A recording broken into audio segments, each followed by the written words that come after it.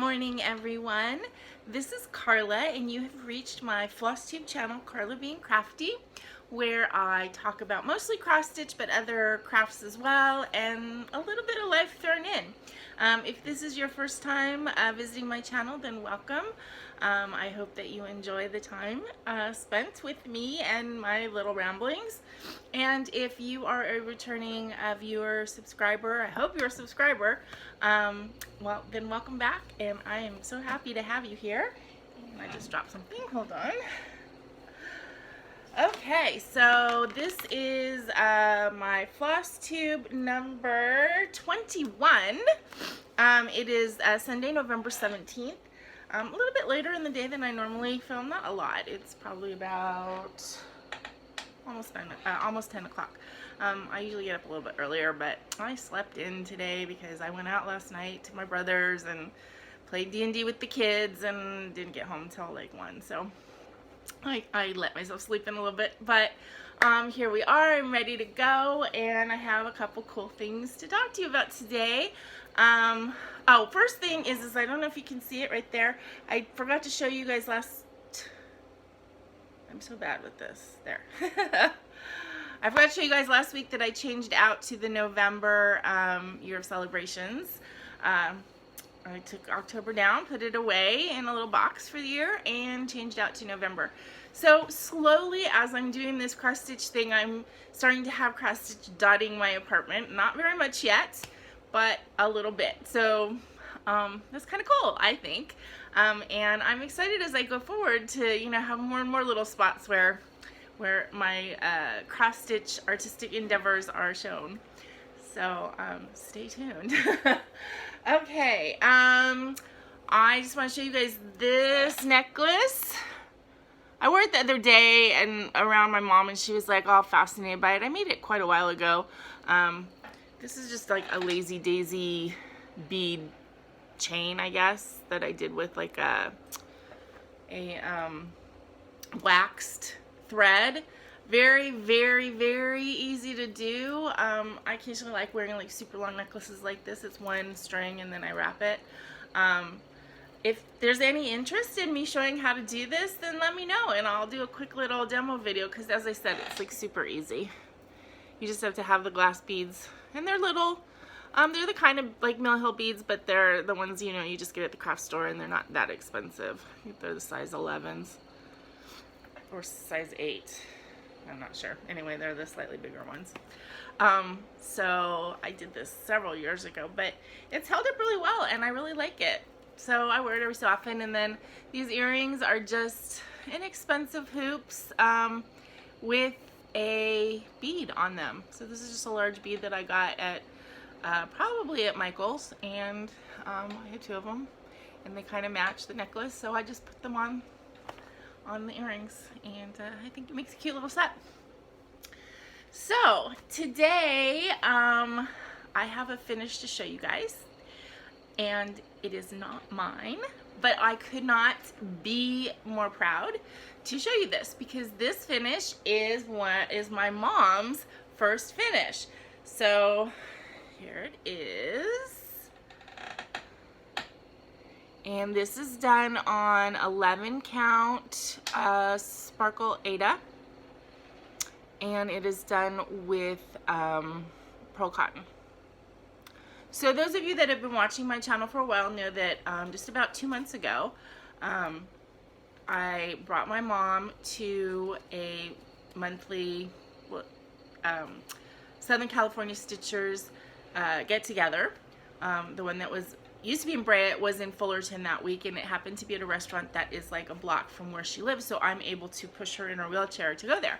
And she was super interested in the stitching that I was doing, so she decided she wanted to learn how to stitch. And I brought her to this get together, and I know it was 2 months ago because last month, no, it must have been 3 months ago. Because yeah, it must have been in August. It was the end of August, because September there wasn't a get together because there was a retreat, and then last month they couldn't get the room at Rudabagores in Fullerton, so they met up in Brew. So hopefully they are able to get that room at Rue Gores this coming Saturday, and then my mom can go again. But anyway, so I kind of taught her to cross stitch, and in the past 3 months she's been playing around with it a lot. And she started one project that kind of got scrapped because she did it, she kind of redid it, then she was unhappy with it, it got scrapped. This is the second thing that she started, and she's gonna go back and start that first one again because she does like the pattern. But this is one that she picked out on her own, and you know, there was a big learning curve for her. And I have to say, you know, those of you who have been watching, I know that this is kind of a recap, but I am really proud of this because we are talking about a lady who, although she is very talented and has a lot of needlework experience, has never done kind of cross stitch. And in the interim, since she did all the needlepoint that she did before, she's had a lot of physical injuries and degeneration. She does not have rotator cuffs. She cannot lift her right arm higher than I think this. So she's had to relearn a lot of stuff, and so she had to do things to adapt how she would do the needlepoint. And her occupational therapists are like way, you know, behind it. They thought it was great that she was learning how to do this, but there are things that she had to learn, or that she had to do differently than, let's say, the norm. She is using the pearl cotton on the large Aida. This is easier for her to see. It's easier for her to see the holes and work with. And then the pearl cotton is good because she doesn't have to separate strands. And I was able to get her, because I didn't know if she was going to like doing it, I got her a big assortment of pearl cotton balls on Amazon, and you know, and so she has a lot of colors to work with. So the pearl cotton, what she does is instead, she uses a two strands, but instead of, like normally, like if you were going to do loop start, you would thread the two cut ends through your needle and then use the loop at the end, you know, to do your loop start. She does it opposite. She actually threads her needle onto the pearl cotton, and the two ends are her ends, so she has to lock those in with stitches. But the reason she does that is because she doesn't have very much feeling in her fingers anymore. And although she was not having trouble using the needle, threading the needle, that kind of thing, she was having trouble holding onto the needle. So she would make a stitch, and then she, you know, the needle would slip out of her hands very easily. And until she started threading her needle that way, you know, she would lose the needle or it would fall on the floor, and she's in a wheelchair, she can't get out and get it. So that was like a big pain for her and everyone around her. But once she learned to kind of lock the needle onto the thread like that, if she drops it, it's still hooked to the piece.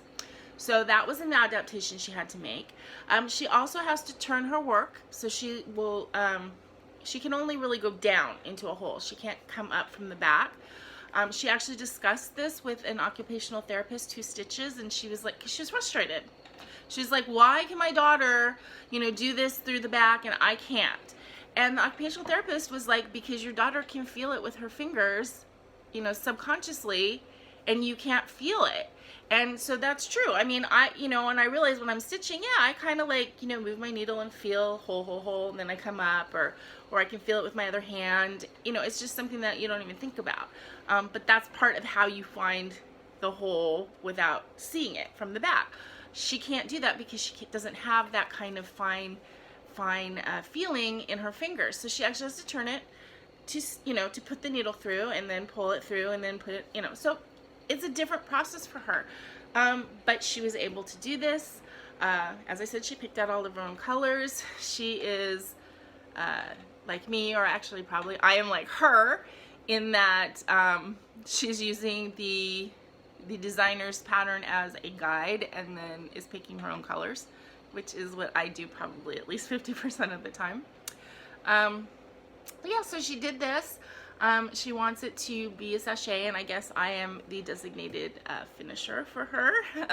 So I will be making this into a little sachet pillow, and I have different things I'm thinking about doing, like a little trim on the outside, but we'll have to see what I have and what comes out of my brain when I get this finished for her. But it's going to be a little sachet pillow filled with lavender that she's going to give to one of the CNA's at where she lives, who has become a friend, and this woman has been really nice and has taken my mom out to the movies with me, and you know, done a lot of stuff. So anyway, so this is her very first finish, and she's immensely proud of it, and I'm immensely proud of her for doing it. And you know, so there we go. And I will try and show it to you in a video when I get it fully finished. She's working on another piece right now. It's a flamingo that she's doing on fabric that I dyed for her, and it's looking really good. So she's very excited about that. She actually has 2 other projects, I think, kitted up that she wants to start. So she's debating whether to start one and have, you know, multiple projects like I do going, or if she's just going to continue on the one flamingo and then finish that and start something else. But I think she really is itching to start something else and have more than one project going. So I think that that's in her near future. But I just want to show you guys that. And if you guys comment on my video and leave a message for my mom, I will make sure she gets them, because I know she was actually really excited for me to show this to my viewership, and she's kind of like really excited about the idea that a couple hundred people might see it. So yeah, let me know what you think, and then I'll pass on what you say to her. So okay, so that's the finishes for this week, because I don't have any. I do have a new start. I started the January Year of Celebrations by Hands On Design, which is, oh, January's the big one. So it's kind of good because I was able to do 2 of them last month. My plan was to do, you know, the month before each month, so that I would have it to hang up. But I was able to do November and December last month. And so I'm kind of a year ahead, which is good, because come May for Mania, I am planning on doing a Hilde Mania, or Hilde only Mania, so I won't want to work on the June one. So since I'm a month ahead, that will keep me in line. But this is how far I am on that. I messed up over here like twice on the little snowman, the arm, and like the green part of the scarf, which are, neither one of them is there anymore because I had to rip them out twice. I mean, it's just a few stitches, but it did illustrate for me that little bit of difficulty working on something where you're working over 2, because I was like a half a stitch off. So one thread, and you know, it wasn't a whole stitch, it was a half stitch, which was really super annoying. So that brings me back to, like, you know, I like working on the Monaco and the Joblin and stuff. Well, actually I haven't done Monaco yet, Joblin and Lugana. But it is a little bit, sometimes it's a little bit more difficult. I almost think it'd be easier to do 1/1, but I haven't tried anything like that yet. So I don't know. Also, like, if I'm tired, then that's going to be more of an issue. So, I also, I guess this kind of goes in the category of new starts. I don't know. I dyed 2 more pieces of fabric this week.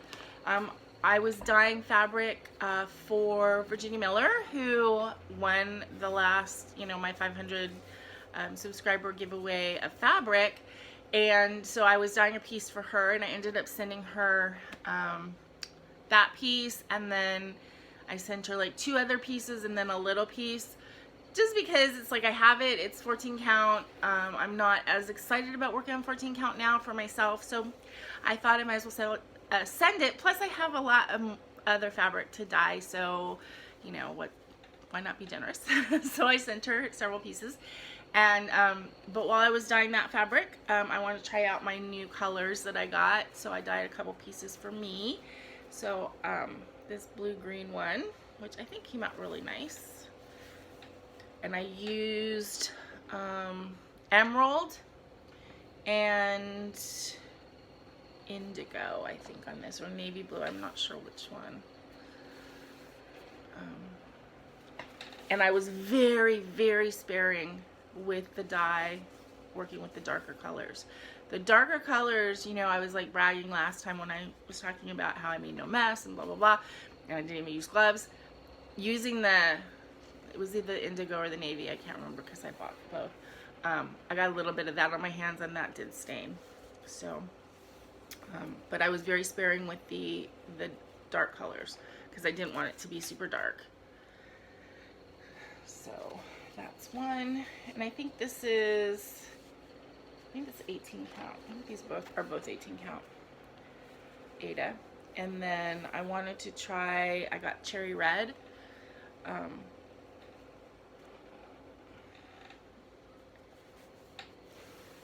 I'm not sure what the difference between the cherry red and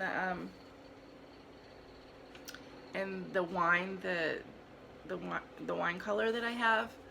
I mean, the red is definitely a brighter color, but they both came out kind of with a nice pink. And then I did a little bit of the orange with this as well. But I think those are really both very pretty, and I'm very happy with the results. So I've been running through my head the idea of like maybe opening an Etsy shop, and if I did that, I could maybe sell, you know, hand dyed. Obviously they'd be one-of-a-kind pieces. I don't have the equipment or the expertise or the inclination to dye stuff that I can recreate. But if I did do that, or if you saw that on Etsy, how much do you think that it would be that I could sell a piece of fabric for that was hand dyed? That was this size approximately. $10? $15? What would be a fair price to charge for a piece of hand dyed fabric? Let me know what you think.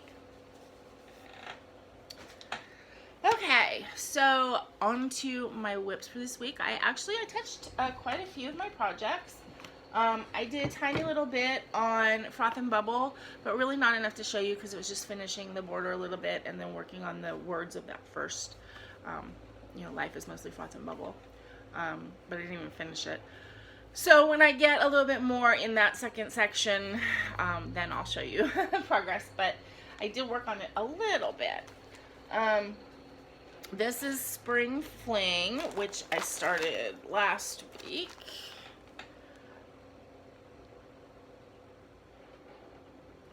By, this is Brenda Gervais, with my needle and thread. And this is on a 25 count. So I think it kind of looks like a candle right here, but it is part of the ear, the inside of the ear, and then the breast of the bird that's standing on the ear. So I got quite a bit more done on that. This is nice fabric to work on. It is kind of a larger count because it's 25 count, so, but I still think it's really pretty. And I'm enjoying it. It's kind of relaxing because it's so easy to see that even if I'm tired, it's not hard to work on.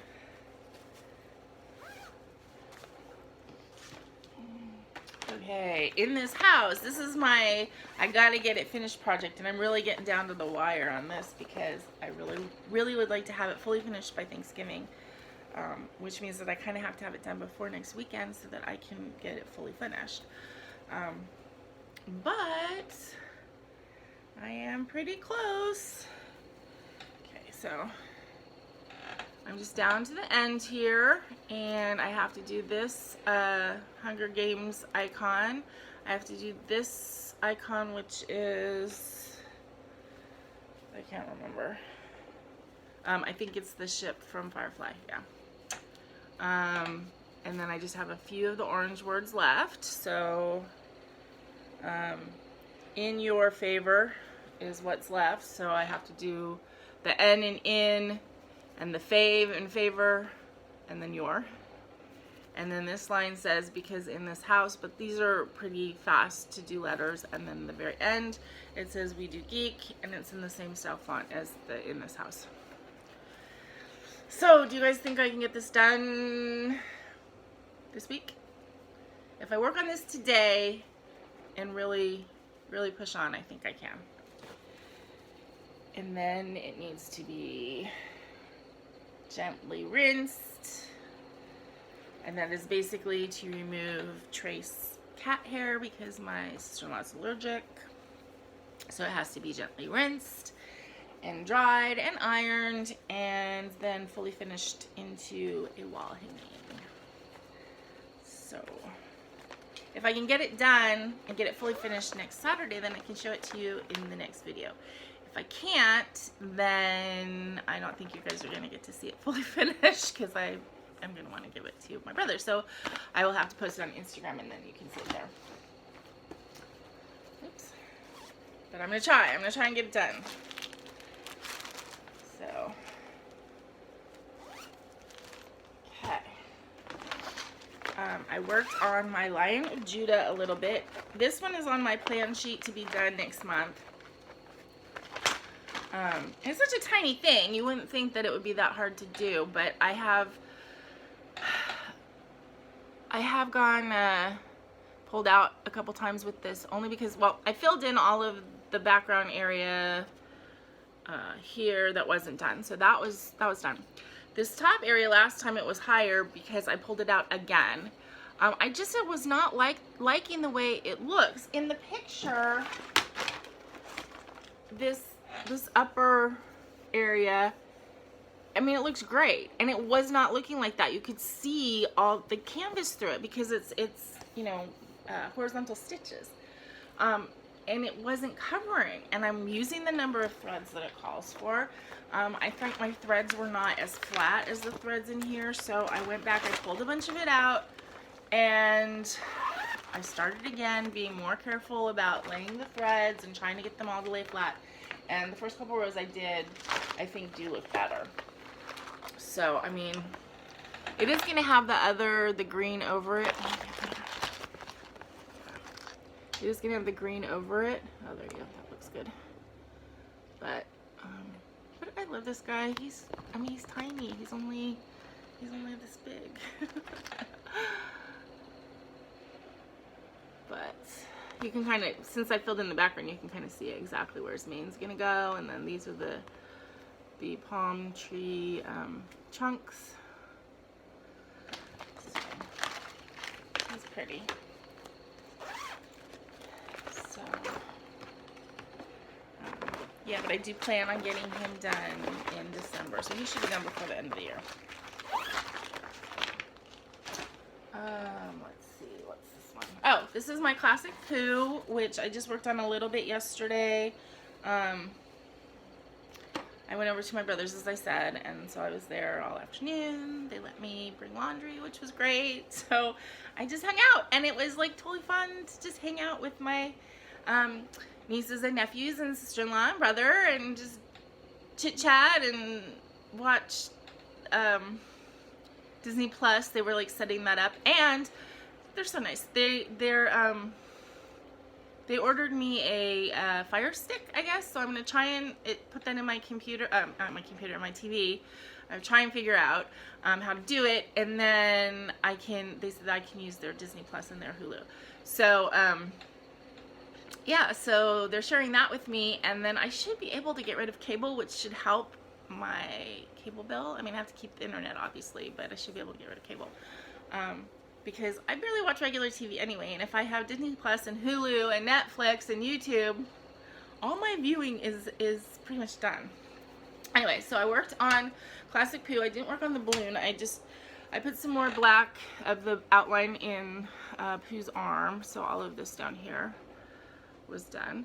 And then I started putting in the new brown color, which I think is going to look way better. So yesterday I played SpongeBob SquarePants with the little one and Play-Doh. That was my requirement for coming over because he decided he was going to play with Aunt Carla, and he was in charge of what we were going to do. So at first we played SpongeBob SquarePants, and then we did the Play-Doh, and then we watched TV for a little bit, and I stitched, and then we had dinner that my brother made, which was yummy. And then the two older kids, my brother and I, played D&D. So it was a really fun afternoon, and yeah, I'm having fun hanging out with the brothers' family. So, Okay.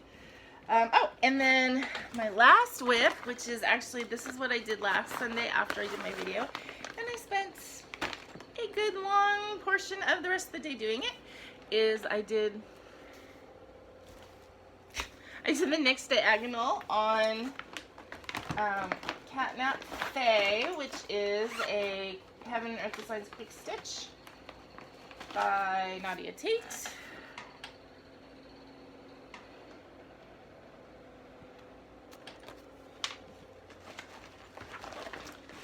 And I finished the next diagonal. So last time you guys saw it, it was about to here, I think, on this diagonal.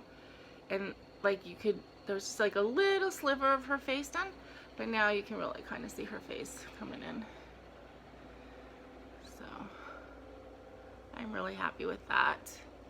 And I did show this on Instagram to show my back so you guys can see with the parking, because some people are really afraid that parking is going to make it really messy, and it really doesn't, because most of when you're parking and you pull your threads over, most of them get covered up with stitches. I mean, not all of them, but mostly they do, and it's actually a lot less thick than people who do cross country and have to secure ninja stitches and all that kind of stuff. I know there's people who've talked about it getting so thick it's hard to get the needle through, and that just doesn't happen.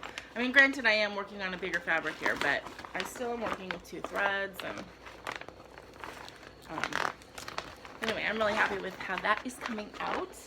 I'm kind of in a wanting to work on Handmade mood because, you know, kitting up a Village bookstore, and I'm looking forward to starting that on the 1st of January. So yeah, I'm in a little bit of a Handmade mood, and I kind of want to work on a Handmade today, but I'm not gonna, because I really want to get the In This House finished. So that brings us to haul. I don't have a ton. I have 2 things to show you. The first thing, this is a very important thing. I got a pad of graph paper, pretty small graph paper, and this is for the designing ideas that are popping into my head. And you know, I don't know how good I would be at designing. I don't know how appealing any of my designs would be for other people, so I don't even know if it's something that would become something that I would, you know, share with others or whatever. But I do have some ideas, so I want to go ahead and go with that. Maybe stitch up a couple of them for myself, and then we'll see what the response is. If you think that, you know, if people would maybe want it, then we'll see. You know, I've got this idea brewing about having an Etsy shop. I don't know what that involves. You know, it's all a ooh, what if kind of thing. But this is the first start, my graph paper. And then the second thing, you know, I went on eBay, and I got, what are they called? Milk paint. So these are Kreinik milk paint silks. So I got 7 of them for $9, and they're half skein, so they're like 2.5 yards of silk, which feels really nice. So the only silk I've ever used is on the Lion and Judah, but I wanted some silk. They're actually coming out a little bit brighter, I think, on camera. Especially like this one looks like much softer. I don't want to use the word duller because that's not a happy word, but this is a little bit brighter on camera than it is in real vision. But yeah, so I was excited to get those, to have just a little bit of silk. Again, they were a good price.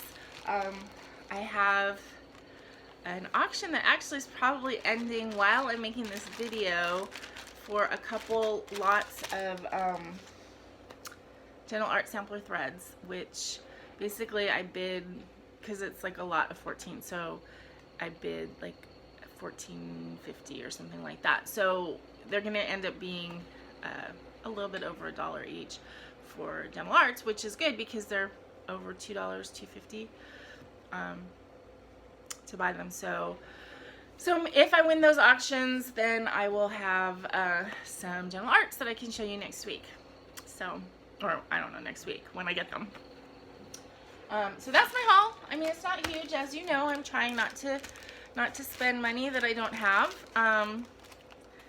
You know, I'm holding myself back. I haven't bought any patterns in the last month, and I have a ton though. I have enough to stitch for probably 10 years. Probably 10 years I have enough to stitch if I do not buy a single thing pattern-wise.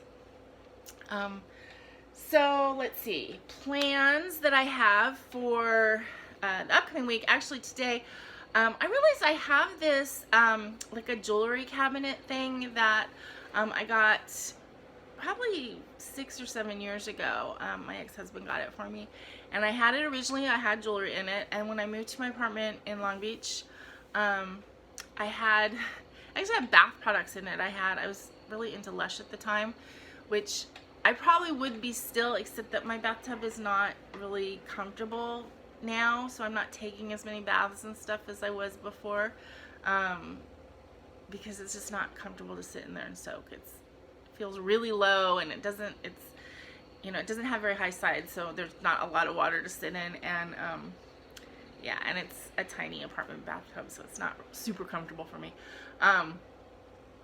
But I was really into Lush products for a while, and so I had that cabinet holding a lot of my Lush stuff right outside the bathroom. When I moved here, I didn't have a place or an idea for its use, so it's kind of like in the closet, and it's basically empty, and I just have like a basket of stuff on top of it. So that's kind of a waste because it's a nice little piece of furniture. So I was thinking I might haul it out. Right behind where the camera is, right in front of me, is kind of where I have my my stitching stash, and I have it on top of a cute little velvet bench, and then I have some stuff stacked up. Well, I thought I could move that velvet bench out into another area of my apartment, because it is actually a really cute bench, and then put the cabinet right there. I think it will fit. I think everything could stack on top of it or underneath it nicely. Yeah, so I might try that later today. I might do some rearranging of stuff. So that's kind of a stitch related plan to kind of reorganize my area. What made me think of it actually is because the sides have pullouts to hang necklaces, and I was thinking that I could hang the rings that have like my gentle arts and the overdyed flosses and stuff like that in those side cabinets. That might actually be kind of cool. Cool way to store those. So anyway, we'll see if that works, and if it does, I'll take a couple pictures, put them on Instagram, and you guys can see that setup. Other than that, finishing in this house this week is my main important plan with stitching, and then I have all of the sales that are going on or coming up that I just want to remind you of.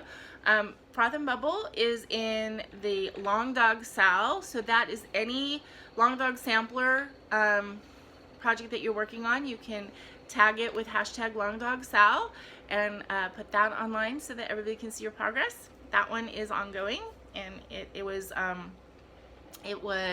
sponsored by Carolyn Zook, Zook Stitch. So I am enjoying that one. I'm enjoying posting pictures of my Froth and Bubble and seeing everybody else's. Karla Rolodex Stitcher in Japan is also doing Froth and Bubble, and so she's way ahead of me on it. So it's kind of fun to see hers because it's kind of like a preview of what mine's going to be like. Okay, then I started a sal with a viewer, and her name was escaping me now. Oh gosh, I'm sorry, I'm losing it. Anyway, it's hashtag Love Hate Cats Sal. So that is one where you can post any pictures of your progress on any HAIDs that you're working on, Heaven and Earth designs, that have cats in them, which there's a lot. And I realized that I think all of the ones all of my Heaven Earth Design projects that I have purchased, all of the patterns have a cat in them somewhere. Either the cat's focused or the cat's in the background, but they all have cats. So all of my Heaven Earth designs can be posted there and will be. So that's an ongoing sale. Please join in. And then there's two that haven't started yet, but I would love for you to keep them in mind and you know, and join in. So Nicole from Devonna Lee Design Studios in Australia and I are both going to be starting different HAEDs, but we're going to be starting them on January 1st. It's funny because she's in Australia, right? So her first is actually the 31st. So she's starting a HAED. I think she's doing the Farewell to Anger one, I think. I'm not 100% sure, but she's doing, I think she's doing that. I know Erin Two Martini Stitcher is doing it, and Jan Hicks is doing it, and Zook Stitch is doing it, Carolyn Zook. So they're all starting Farewell to Anger on January 1st. And I think that's the one that Nicole was saying that she was going to start with them. I could be wrong. Or she's starting something else with Beck. Anyway, so she was saying that she could start that on her January 1st. And then on January 2nd for her, but it will be January 1st for me. She'll start another one with me. So she can actually, she gets to have two January 1st starts kind of thing. Which I thought was kind of a cute little way of thinking about it. Whenever I watch the people from Australia, it blows my mind when they're talking about it's Thursday and I'm watching it on Wednesday, and and I know that's stupid for me to like be like, woo, I can't get the way time changes work, but it does. It just kind of like makes me like, you know, like a dog that goes, what? Yeah, I do that every time with the time. Anyway, so did I even say what the hashtag is yet? Anyway, the hashtag for the new start HAED that we're going to start in 2020 is hashtag new HAED 2020 Sal. So, and I'll write it below. I have my little section that says join in the fun, and that's where I put all the sales that I'm doing with people. So join in. I mean, obviously we're starting full coverage HAEDs. They're going to be going for more than 2020. I know mine is. It's going to probably take 2, 3, 4, 5, 6, 10, 15 years. So yeah, so that hashtag will be going for quite a long time, so please join in. And then the last one that I want to talk to you about, which I've said before, I'm going to be starting this one in February. I'm going to be working on Gathering Honey by the Blue Flower, which is significant to me. I've talked about it in previous videos. It is like an empowerment thing, and it has to do with my divorce and whatever, but it's also Valentine's, and it's also awareness of the importance of bees in our life. So anyway, so the hashtag is going to be hashtag BEE. So it's hashtag Be My Own Valentine Sal. And basically you can stitch on anything that has to do with bees and self-empowerment and self-love and that kind of thing. So that's what that one's about, and I'm going to be starting that in February. So those are the ones that are coming up in the next, 3 months. And I hope that you guys just join in with me. I mean, all it working on a sal means is that you post pictures to Instagram, right? But it's fun. It's fun to go and follow those hashtags and see the progress of your stitchy friends. Stitchy friends from all over the world, which is just wonderful. I mean, I'm meeting and messaging people from all over the U.S., places that I have never been and may never go, but also internationally, people in Australia, and I have people in New Zealand who follow me, in Switzerland, and yeah, it's great. It's like the FlossTube stitching community is just wide and welcoming at the same time. So it's like huge, and it's like your next door neighbor at the same time. I mean, how great is that? So I think that is everything that I have on my note sheet. I hope I'm not forgetting anything. I feel like I've been talking really fast today, and I haven't had any coffee or anything, so I don't know what it is. I think I was worried about taking too long, so I tried to talk fast, and I'm ending up actually being a shorter video than I normally have. But I hope that you guys have a great stitchy week. Are you guys getting ready for Thanksgiving? Are you cooking? I'm in charge of dessert, so I have things planned out in my head. I have to get the ingredients next weekend, and you know, it's the kind of thing you can't really prep for. You have to just do it the day before. I'm hoping that I don't have a problem with my oven. I haven't used it in several months. I've been using a toaster oven for anything that I want to cook for myself because it was so hot here over the summer. I just didn't want to turn the oven on. So I'm hoping, you know, last time when I went to make stuff for a big event like this, my oven didn't work. So I got it fixed, but you know, it's an apartment oven. I don't know. I'm just hoping that I don't have a problem. I'm trying to come up with contingency plans. Worst case scenario, if the oven doesn't work, then I'm gonna bring the raw pumpkin batters, I guess is the word that you would use, and then I'll cook them when I get to my brother's. But yeah, so